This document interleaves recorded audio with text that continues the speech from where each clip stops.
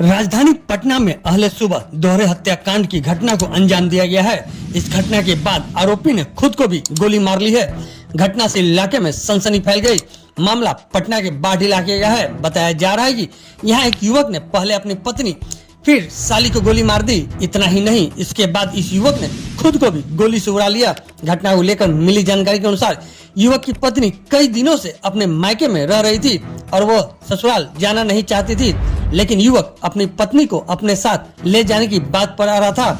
रविवार की सुबह इस बात पर दोनों के बीच कहासुनी हुई और फिर आरोपी ने अपनी पत्नी को गोली मार दी।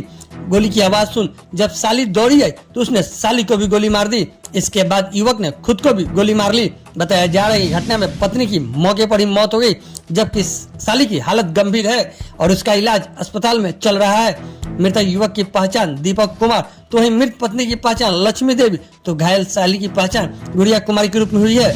मृतक दीपक की पत्नी लक्ष्मी 8 महीने की प्रेग्नेंट थी तो वहीं उसकी साली गुड़िया 3 महीने की प्रेग्नेंट थी। सूचना पाकर पुलिस मौके पर पहुंच छानबीन में जुट गई है। घटना तो हुआ कि गोली मार के हत्या कर लिया अपने भी और पत्नी को भी और जेठ साली को।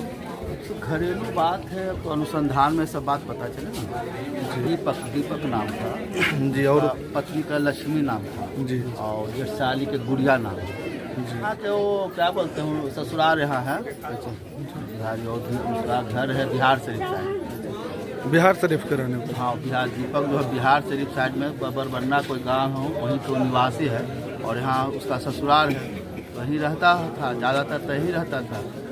किस कारण से खुद को मार लिया गोली और पत्नी को और जेठसाली को क्यों मारा तो अनुसंधान के तरफ ऐसा बात पता चलेगा। 7-7:15 बजे घटना है।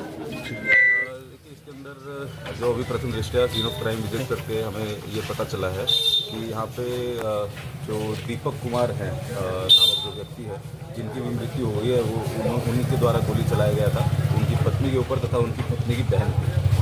ये घरेलू विवाद था जो कि दीपक कुमार लगभग अपने ससुराल में ही रह रहे थे पिछले 2 महीने से और जितना हमें बातचीत करते हुए परिजनों से पता चला है कि घरेलू विवाद था। उन्होंने अपनी पत्नी के साथ पहले अपने जब उनकी पत्नी उनके ससुराल में रहती थी तो वहाँ मारपीट वगैरह हुआ था जिस वजह से वो यहाँ आ गई थी। तो वो यहाँ पे उसको अपने घर ले जाने के लिए आया हुआ था। 2 महीने से लगातार कोशिश कर रहा था, लेकिन लगता है कि आउट ऑफ फ्रस्ट्रेशन क्योंकि वो उसके साथ नहीं जाना चाह रही थी तो उसने ये एज रिवेंज बदले की भावना से गोली चला दी।